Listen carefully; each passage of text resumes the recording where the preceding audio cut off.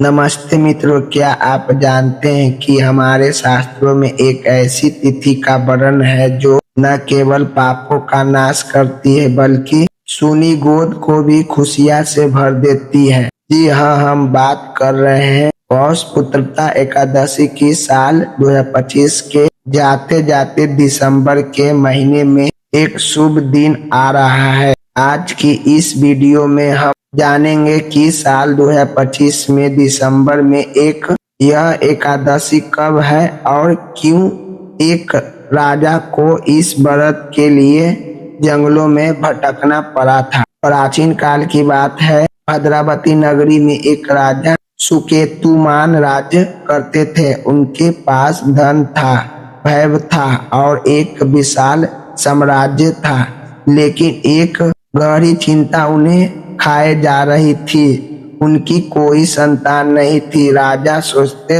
थे, मेरे बाद पितरों का दर्पण कौन देगा, इस वंश का दिया कौन जलाएगा। इसी दुख में डूबे राजा एक दिन वन की ओर चल दिए। चलते चलते वे घने जंगल में पहुंचे गए। भूख और प्यास के व्याकुल राजा एक सरोवर के पास रुके। वहां उन्होंने देखा कि कुछ ऋषि मुनि वे पाठ कर रहे थे।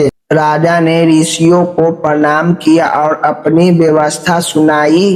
तब ऋषियों ने मुस्कुराकर कहा, हे राजन, आज पुत्रता एकादशी है। जो भी आज के दिन निष्ठा से भगवान नारायण की पूजा करता है उन्हें तेजस्वी संतान की प्राप्ति होती है। राजा ने उसी क्षण संकल्प लिया और पूरे विधि विधान से व्रत किया। परिणाम स्वरूप उन्हें एक गुणवान पुत्र की प्राप्ति हुई।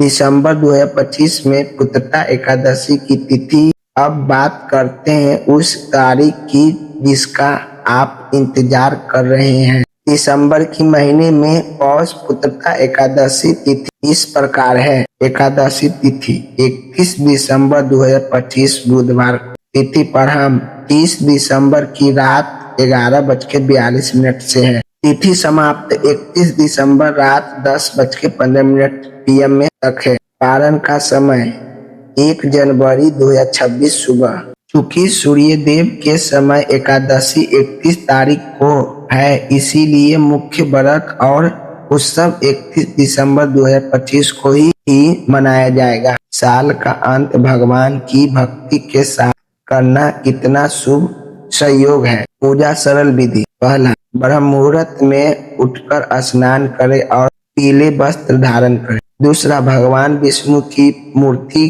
के सामने घी का दीप जलाएं। तीसरा, ओम नमो भगवते वासुदेवा मंत्र का जाप करें। चौथा, इस दिन संतान गोपाल मंत्र का पाठ करना अत्यंत लाभकारी मानी जाती है। पांचवा, द्वादशी के दिन ब्राह्मणों को दान देकर व्रत खोलें। भक्तों, पुत्रता एकादशी केवल एक व्रत नहीं बल्कि अटूट विश्वास की शक्ति है।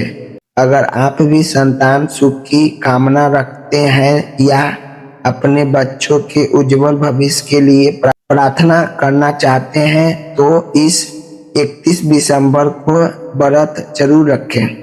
भगवान विष्णु आपकी सभी मनोकामना पूरी करेंगे। अगर आपको यह कथा और जानकारी अच्छी लगी तो वीडियो को लाइक करें और कमेंट में जय श्री हरि जरूर लिखें।